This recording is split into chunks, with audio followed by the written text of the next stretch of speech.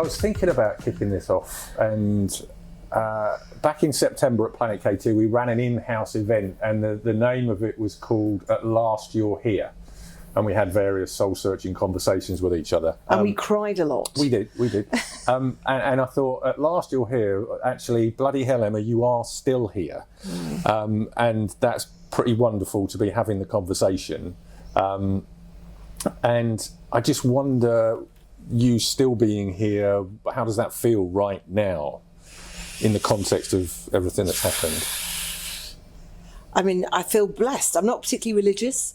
As a Jew, I'm a bad Jew, aren't we, Keith? But I feel very blessed. I'm not sure if it's, who's blessed me, but, when I was writing something yesterday about, the last year, when you think about the fact that survival rate of what happened to me in terms of being unscathed is 4%. And if you saw that in a weather report, that it was going to rain, 96% it was going to rain, you'd take your umbrella. I am very blessed, I've got angels. I've got someone up there looking down on me, and, it's hard to always have that filter. Yeah. That every moment is precious. You don't necessarily have that moment of, right, from now on I won't tread on an ant. I will live my life as pure as can be, because every day with 4 kids and all the challenges that comes with life.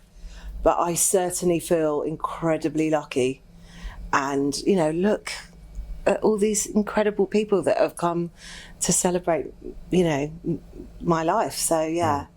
Couldn't feel more blessed.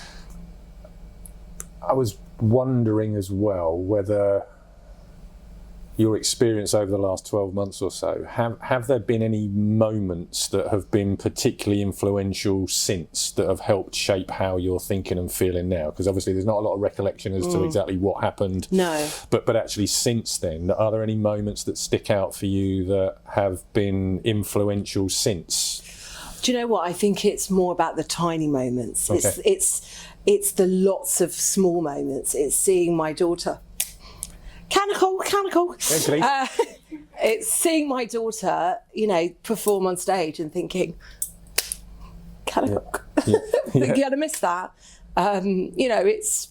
It's on Sunday. We had a day at home with the kids, and the sun was out, and we built a hot tub, and it's the tiny moments where you catch yourself and go, look at this, I'm here and I'm seeing this.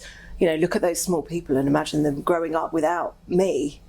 Did you wake up with enormous DIY skills where you can now build a hot tub? I know everyone thinks I'm a bit of a diva, but I've always actually been very practical. If the boiler goes wrong in our house, I'm the one that fixes it.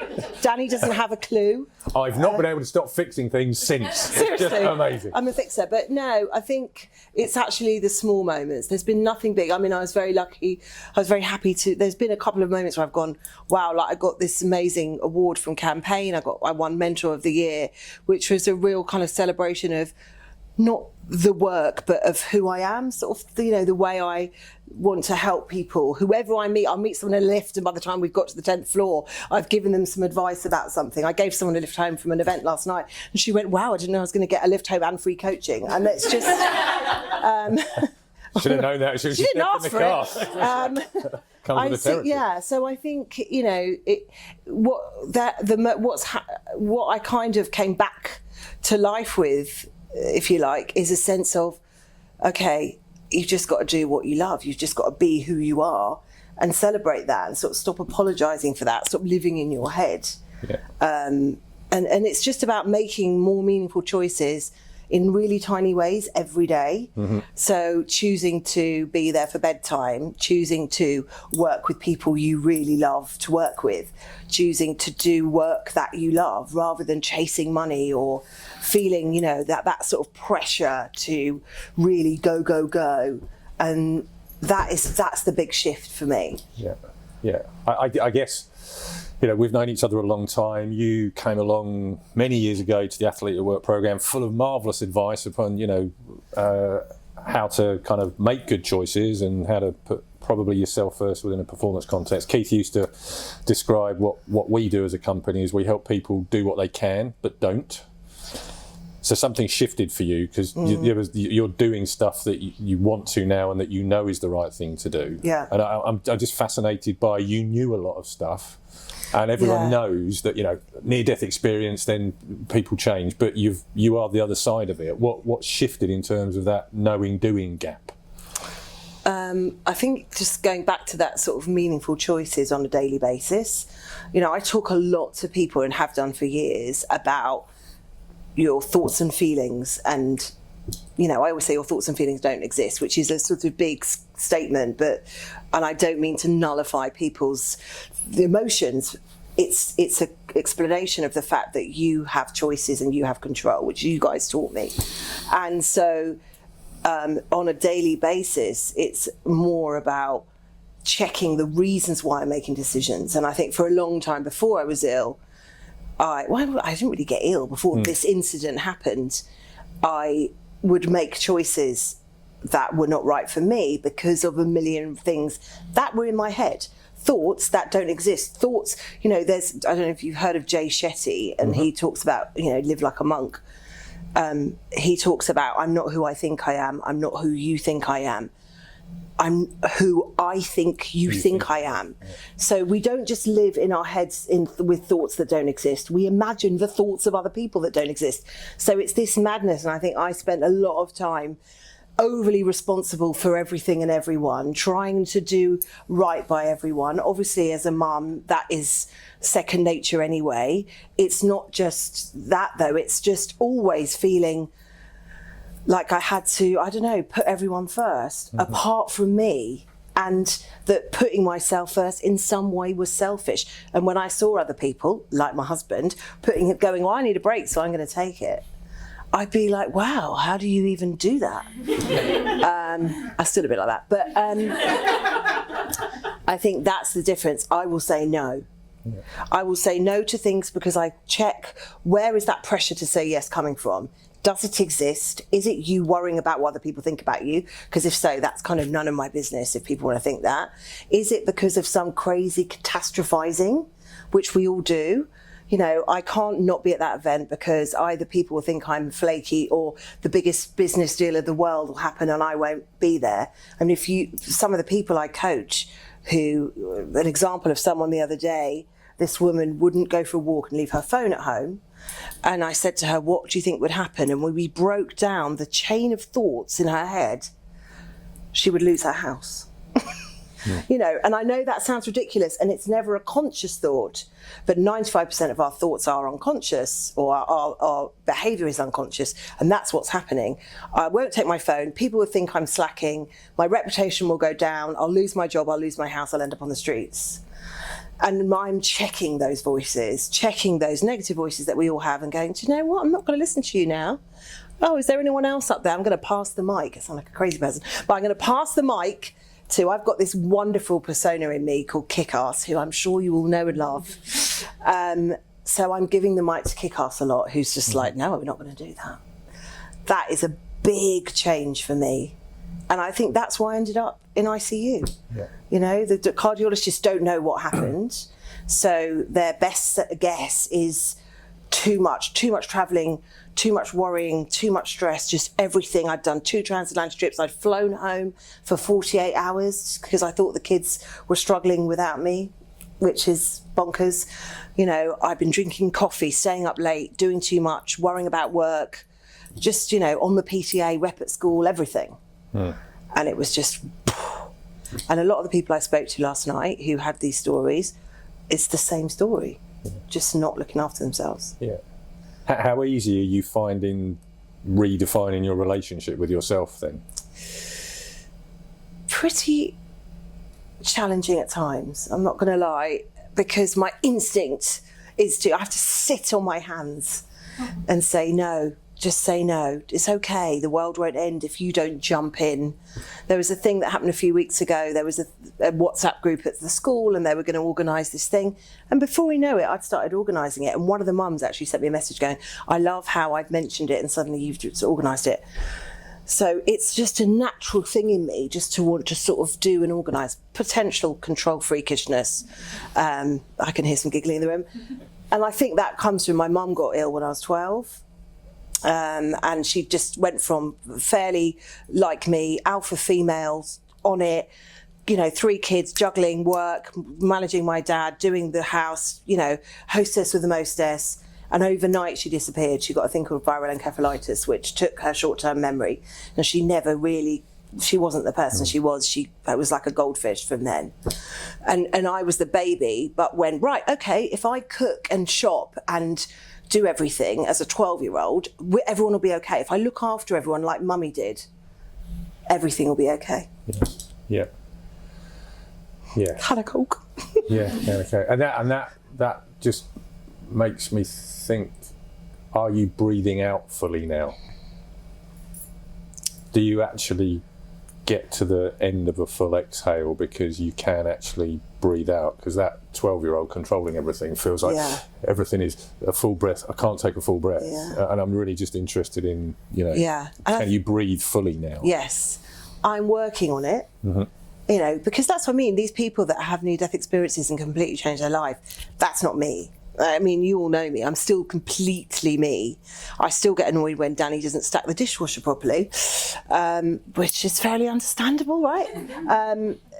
It's the difference is my reaction to that.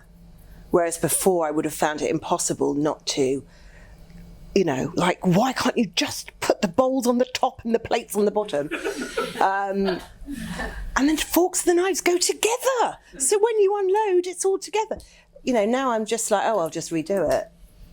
And I think that's a big shift. And it's that classic, didn't sweat the small stuff, but it really is like, when your heart is beating in your chest and that's something to be grateful for. Who gives a shit if the forks and the knives are mixed up? Well, I do actually give a shit, but you're not gonna, it's just not worth it. And there's a big voice in my head that will say it's not worth it.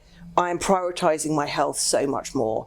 So that's part of that, making better choices. I will, Sophie knows my diary, when I'm working out, that is the priority. And I'll do that 4 times a week. I'm walking a lot more. We've got a dog. Lifestyle change is huge. I'm not out as much.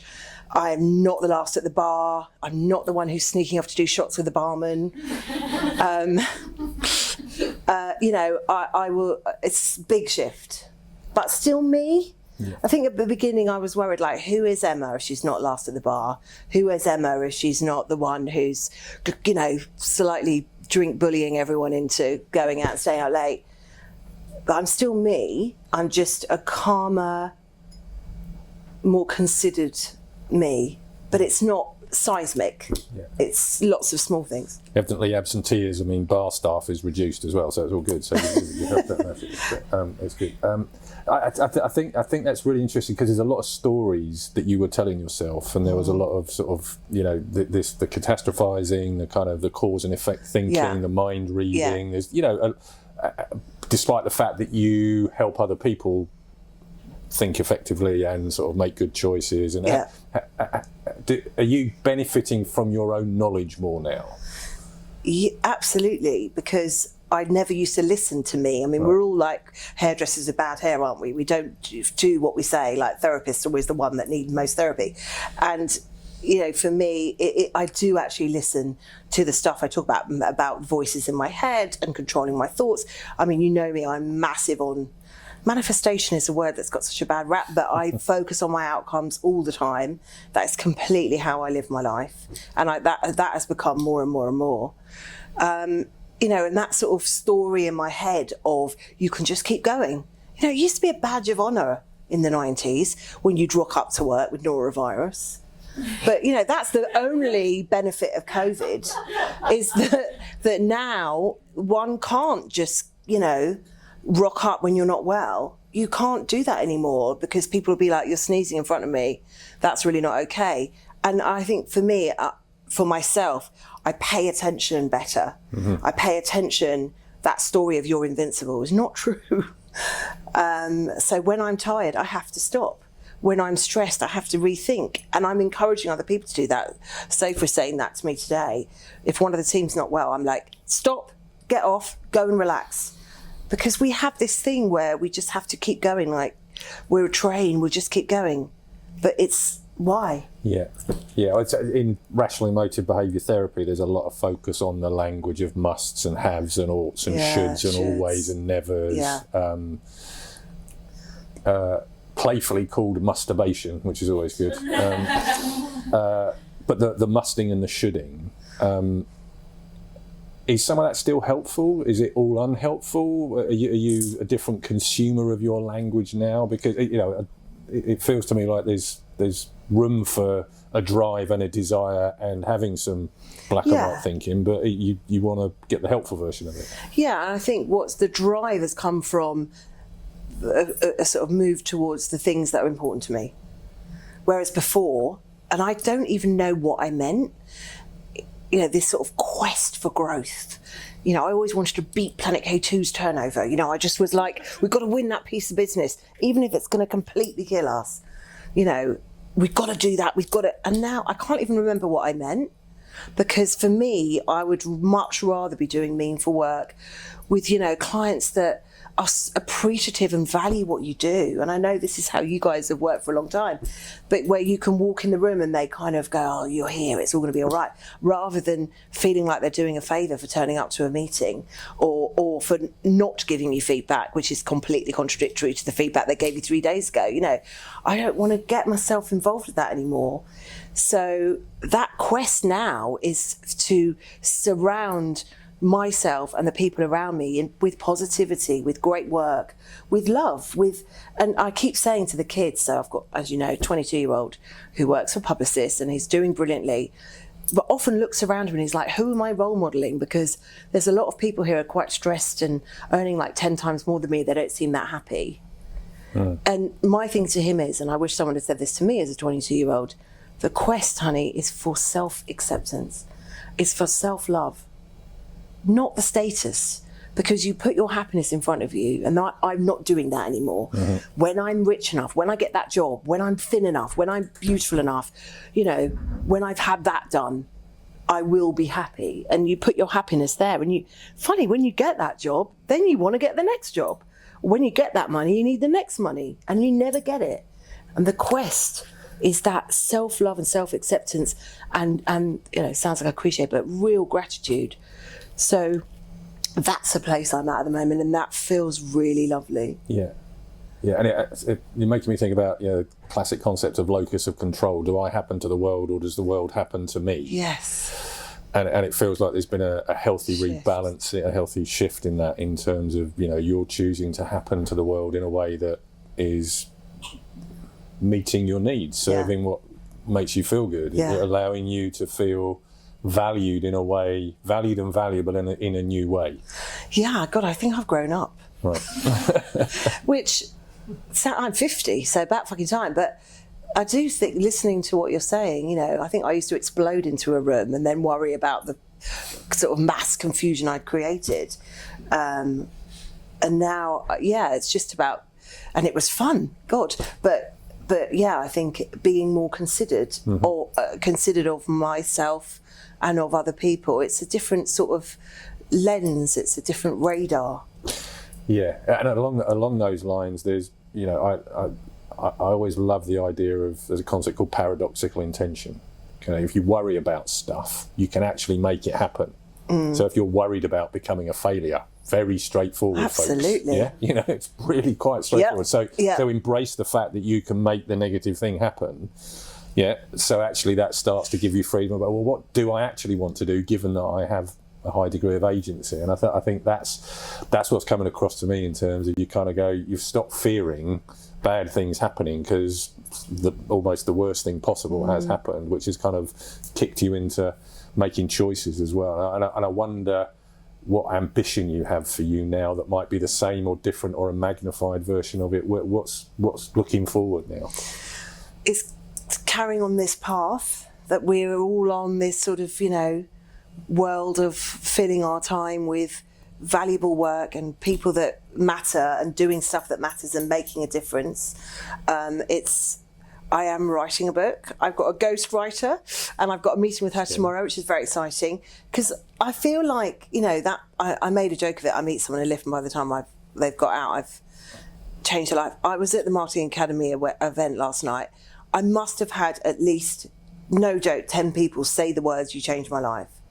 And they're people that I've either directly mentored or they've just heard me speak. And I know that I can hear how I sound like I'm blowing massive smoke up my own arse.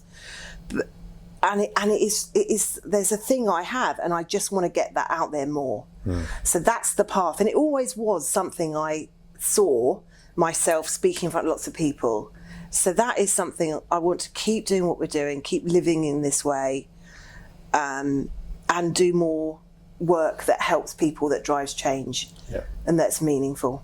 And having the conversation with people. Yes, you're talking about sharing the conversation with people, but having, you've talked a lot about your need to have the conversations now that matter as well. Are you finding those are easy conversations to sort of share with other people, stuff that would have been an Emma conversation with herself previously? Are there other things that you're noticing that is going to be part of the ongoing story that will characterise you?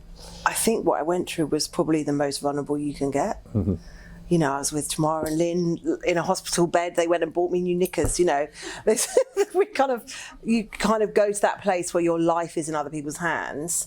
So I think I've always been somebody who's been very authentic, but I think that vulnerability is much rawer. And seeing in other people and really encouraging other people to have those conversations. Joking like this woman who I had in the car last night, there's a lot going on for her.